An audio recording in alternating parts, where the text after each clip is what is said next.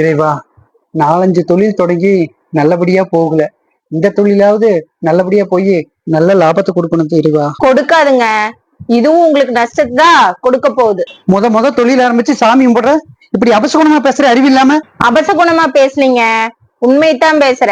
கடவுளுக்கும் இயற்கைக்கும் உண்மையை பேசுறதா பிடிக்கும். நீங்க இந்த தொழிலையாவது கடவுள் லாபத்தை கொடுப்பாருன்னு நம்புறீங்க, இதுலயும் உங்களை கடவுள் ஏமாத்ததான் போறாரு. ஏன் கடவுள் இதுலயும் உங்களை ஏமாத்துவாருன்னு சொல்றேன்னு பாக்குறீங்களா?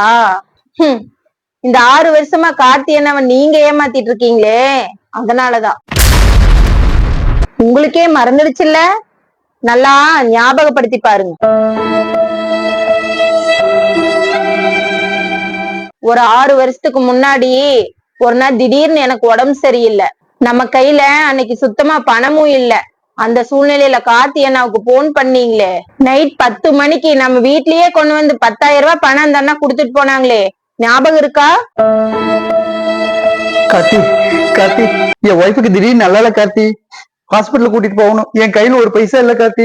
நைட்டு 10 மணி ஆயிடுச்சு. இனிமேல யாருகிட்டயும் கேட்க முடியல கார்த்தி. எப்படியாவது கடவுளாட்ட எனக்கு ஹெல்ப் பண்ணு கார்த்தி. Please Karthi, please Karthi. 2 நாள் உனக்கு திருப்பி கொடுத்துறேன் கார்த்தி. போயிட்டு வந்தோடனே என் தலை அரமான மச்சாவது உனக்கு கொடுத்துறேன் கார்த்தி. ப்ளீஸ் கார்த்தி, ஏதாவது ரெடி பண்ணி கொடு கார்த்தி. ப்ளீஸ் கார்த்தி. அண்ணா பதறாதீங்கண்ணா, என் ஒய்ஃபு குழுவில் எடுத்த 10,000 ரூபாய் இருக்கு, நான் இப்பவே கொண்டுட்டு வரேங்கண்ணா. நீங்க கார் ரெடி பண்ணுங்க. ரொம்ப நன்றி கார்த்தி, ரொம்ப நன்றி கார்த்தி. நான் ரெடி பண்றேன், கார் ரெடி பண்றேன் கார்த்தி. கொண்டு வா கார்த்தி, ப்ளீஸ் கார்த்தி. அப்போ அந்த பணத்தை நீங்க வாங்கினதோட சரி, திருப்பி கொடுத்தீங்களா? என்ன கார்த்தி பழக்கம் இது? இப்பதான் பெட்ல இருந்து எந்திரிச்சு வெளியில வர நான் மூஞ்சியோட கழுவுல பணம் ரெடி ஆயிடுச்சான்னு கேக்குறேன். நான் என்னங்க பணம் அச்சடிச்சு ரெடியா வச்சுட்டு இருக்கிற எடுத்தாந்து ஒண்ணு கொடுக்க, இனிமேதான் ரெடி பண்ணி கொடுக்க முடியும். ஏன்னா தினம் தானே இப்படியே கேட்டு இருக்கிற நீ. நான் உன்னை ஏமாத்திய போடுவேன். அண்ணா இப்படியே சொல்லி சொல்லி ஒவ்வொரு நாள் நீங்க ஏமாத்திக்கிட்டே இருக்கிறீங்க. என்ன நான் ஏமாத்துறேன்னு சொல்லிட்டேன்ல, இனிமே நான் ஏமாத்தான் போறேன். உனக்கு உன் பணம் வேணும்னா கோர்ட்ல போய் கேஸ் போட்டு வாங்கிக்கோ, சட்ட ரீதியா வாங்கிக்கோ. இனிமே எனக்கு போன் பண்ணி தொந்தரவு பண்ணாத, போய் போனேன். இனிமே இவன் தான் ஊர்ல ஏதாவது பணம் கொடுத்த மாதிரி பேசிட்டு இருக்கிறேன். அந்த அண்ணாவும் உங்ககிட்ட கேட்டு கேட்டு சலிச்சு போய் கேக்குறதையே விட்டுட்டாங்க.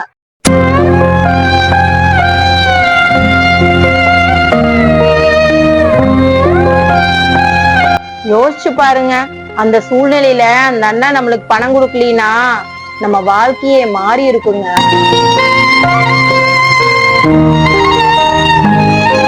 நீங்க மட்டும் இல்லைங்க, 6 அறிவு படைச்ச மனிதர்களோட குணமே, பசிக்கு ஒருத்தங்க சாப்பாடு கொடுத்தாங்கன்னா அந்த சாப்பாடு தொண்டைக்குள்ள போறதுக்கு முன்னாடியே கொடுத்தவங்களை மறந்துடுறோம் இல்ல. இன்னைக்கு நாட்டுல சட்டங்கள் வேணா தப்பானவங்களுக்கு சாதகமா இருக்கலாம், ஆனா இயற்கையோட சட்டத்துல அடுத்தவங்களோட உழைப்புல 1 ரூபாய் ஏமாத்தினாலும் அதுக்கு கடுமையான தண்டனை அனுபவிச்சுதாங்க ஆகணும். ஆமாண்டா, நான் பெரிய தப்பு பண்ணிட்டேன். நம்ம குழந்தைகளுக்கு நம்ம சொத்து சேர்த்து வைக்கலினாலும் பரவாயில்லைங்க, பாவத்தை சேர்த்து வைக்க வேண்டாங்க. இப்ப நான் என்னடா பண்ணட்டு? இன்னுமா தெரியல? கார்த்தியனா நம்பர பிளாக்ல இருந்து எடுத்துட்டு கூப்பிட்டு சொல்லி அந்த அண்ணாக்கு பணத்தை கொடுத்துட்டு வாங்க. சரிடா, நான் செஞ்ச தப்புக்கு என்ன மன்னிச்சிருங்க இறைவா. கார்த்தி, உங்ககிட்ட வாங்கின பணத்தை நான் இப்ப கொண்டுட்டு வரேன் கார்த்தி. வீட்டுல தானே இருக்க, இது வரைக்கும் லேட் பண்ணதுக்கு சாரி கார்த்தி. இனிமே இந்த மாதிரி பண்ண மாட்டேன். இனி எந்த தொழிலையும் நம்பிக்கையோடையும் உண்மையோடையும் நேர்மையோடையும் செய்யுங்க, கண்டிப்பா ஜெயிக்கலாம். All the பெஸ்ட்ங்க.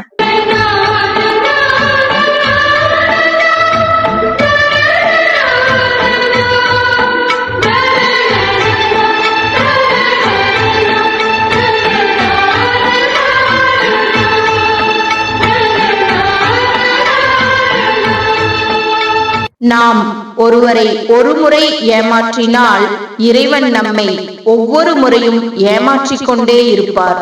இந்த காணொளி பார்க்கும் உங்களுக்கு இறைவன் கொடுக்கும் கடைசி வாய்ப்பு. உங்களை மாற்றிக்கொண்டு கொடுக்க வேண்டியவர்களுக்கெல்லாம் கொடுத்து விடுங்கள்.